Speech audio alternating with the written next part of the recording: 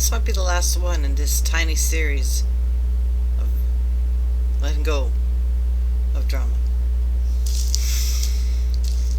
I had a hard time starting this video. I'm having a hard time getting to this video. It's funny how the thoughts can be strong, and the realization can be strong, but the ability to put a simple thing into words, not so easy, eh?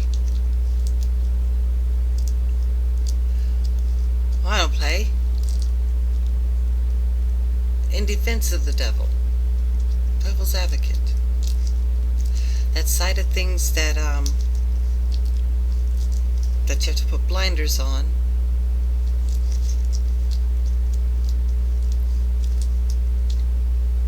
Or whatnot. And this video, it can be short.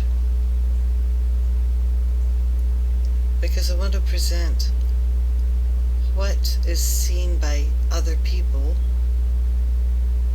when they look at what the Father's actions are. Okay? Because everything else in the past, we've dealt with the pain and the projections on our side. But let's also look at his projection, his idea of what he's doing and what is done, what is consistently done. Two things can be true at once. Somebody can be right and wrong about the way they're right. It's a concept I've revisited again and again. A person can become increasingly wrong with their frustration, as 32 years of my daughter's resistance to his instruction have brought about. So the end result is going to look a lot different or sound a lot different or hit a lot different. Well, here's what happens.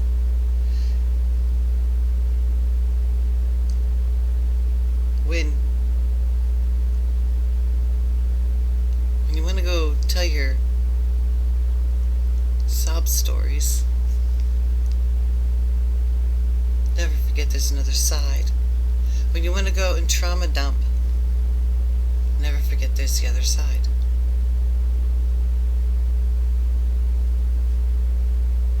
The side that the other person doesn't know. Last few weeks I've been thinking, oh hell, if my husband understood some of the rage inside, he wouldn't like me no more. Well, you know what? On this thought, it's seconded by, if I were to know half of the rage on his side, I probably wouldn't like him anymore. So, in that we're equal.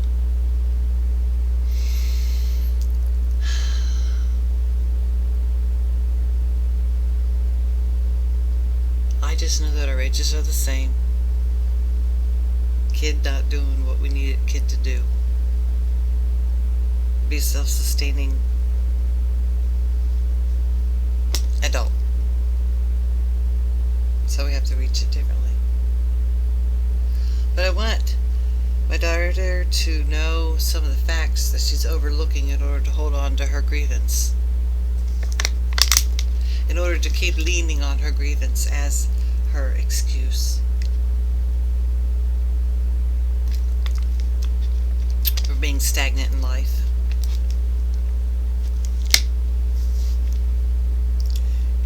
Is that he pays the bills, darling, and he always has. You've always been able to go back to him and say, oh my God, I'm in danger of loss, can't pay the bill, can't do this, help me please. And he helped you. Even now, he's buying all the household food, for the most part. And he's taking up the rear on them bills that you're not paying, that you can't provide for because, frankly, we make the same amount of money, darling. can't do half of the things you're doing, so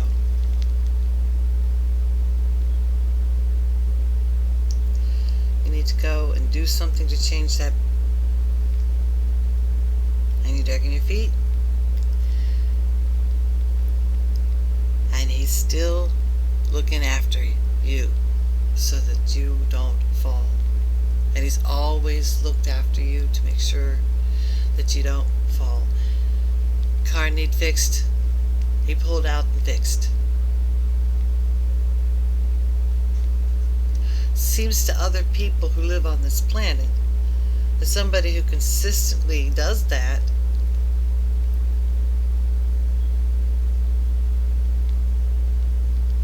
can't be so bad, you know? And I know that frustrates you. Frustrated me for a long time as well. It's so good. Why do we have such feelings?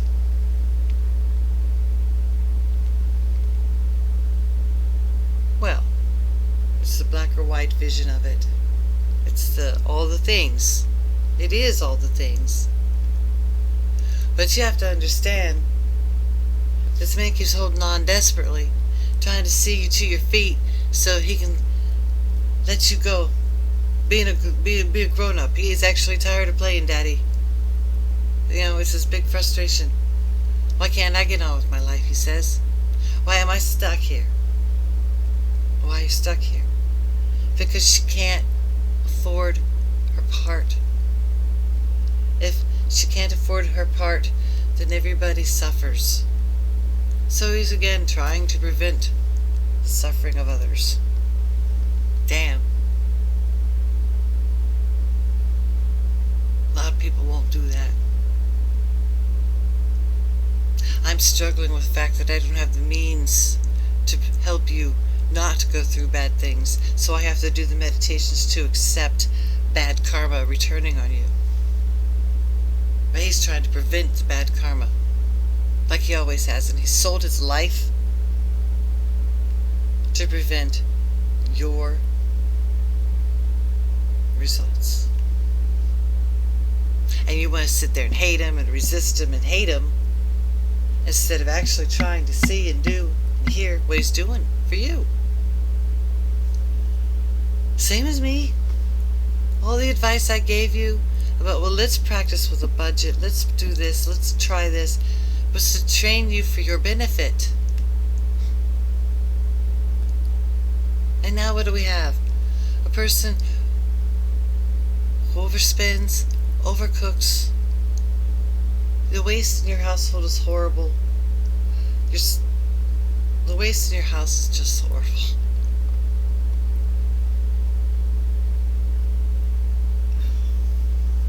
But that's yours. That's your choice. What we need to see, what we need to acknowledge, some of the things that you won't understand until he's dead, that you'd regret not having the opportunity to recognize now.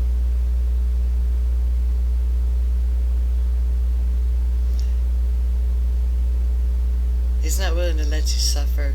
He helps you. One of my greatest things is I don't like to ask your father for anything.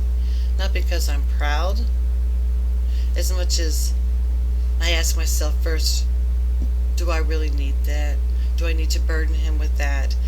Or can I make it on my own if I just plan differently? Because I don't want to take advantage of him. Because I want his good graces to be there when I am in need, when I am in dire need. That he can trust me to not squander his money. And it's always been a point of honor for me.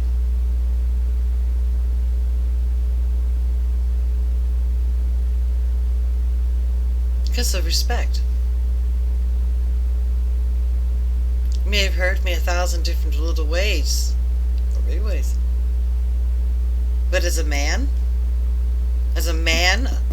who kept his word, as a man, I respect him.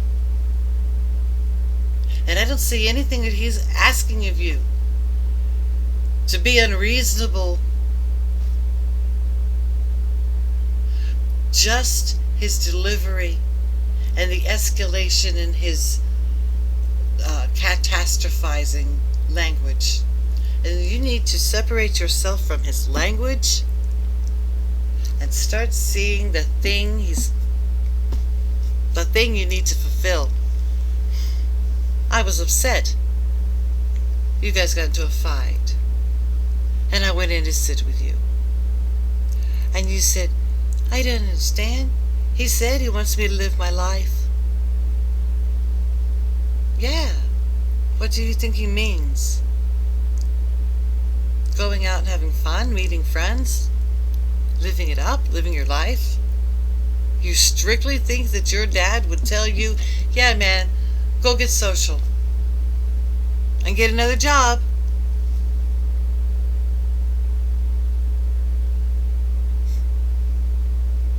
Like, no, Athena, it didn't mean go be 16 again. He meant go be responsible for your own everything. Cause yourself to be responsible for your own everything. Somehow.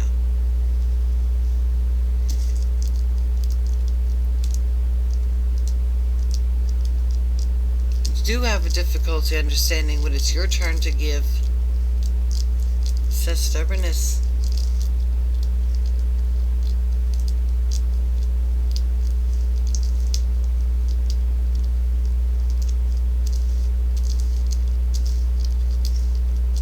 It's hard work for me to give to.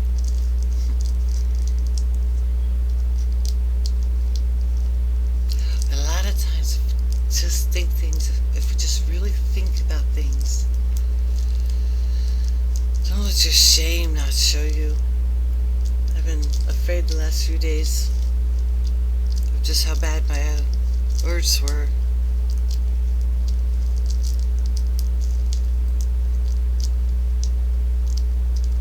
Again, how fragile. I think Hungpo was right. The best mercy to give, the best compassion, is to not think of sentient beings as needing to be saved.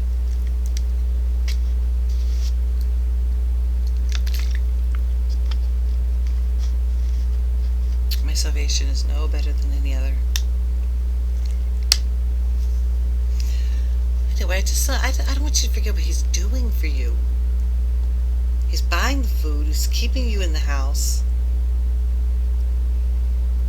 You don't have daycare yet, so who's watching the child all day? That's... hell, a lot of kids would like to have that. And then you want to get mad at him because he gets frustrated and says, yo, man, why don't you ask about me? I want to go away from the house for a couple hours too.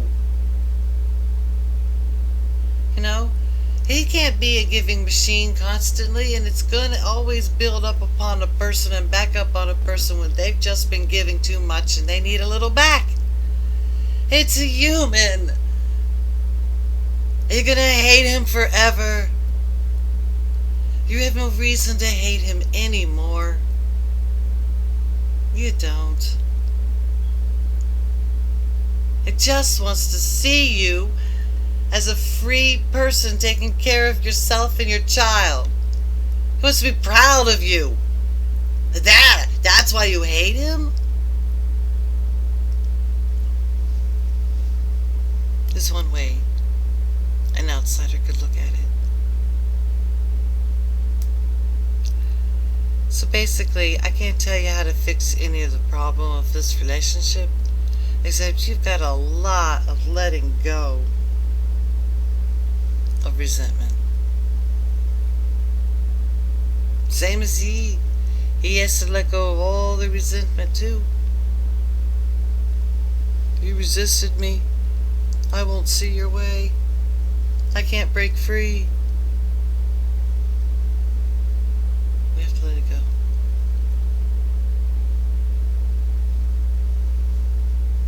That's about it. Just want to argue for the devil.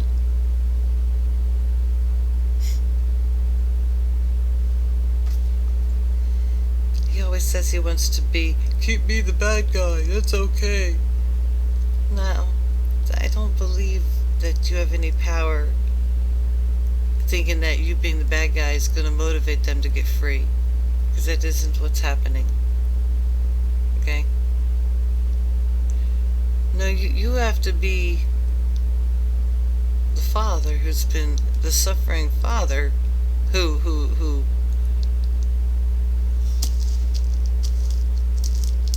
should make them feel ashamed enough to go and do better.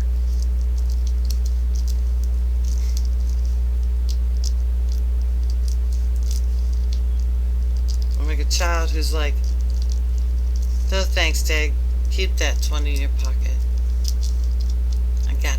I got me. I got us, I got me.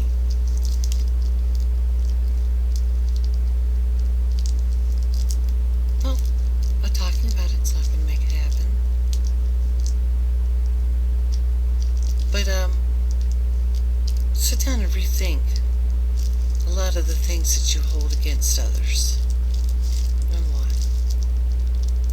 I used to hate my stepfather because my mother's opinion of my stepfather was that he was a terrible miser, a workaholic, a jerk. But yet, my family, besides my mom, loved him. Loved him.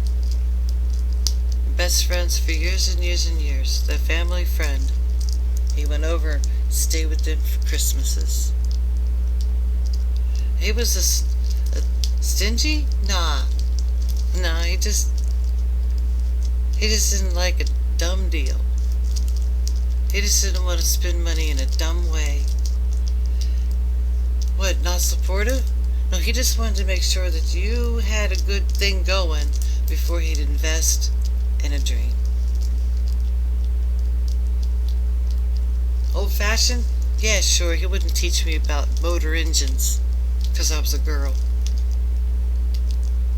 Am I going to use that forever? Am I going to hate him when he had a good, noble character? I shouldn't. I mean, he's dead now. He won the lottery. He didn't give me any, but he might have. But his wife, she was greedy. And the home he built for us, she had bulldozed. So there's no memory for me to go and look at and go, damn. He did build the house. But the fact that he took care of everything,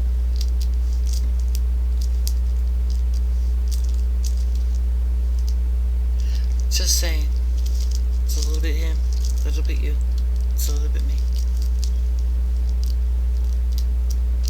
Remove your part. Get rid of all that. Anyway, you may or may not. I'm done. I'm done preaching. It was a hard video. My stepfather was actually a great man that I didn't appreciate until too late.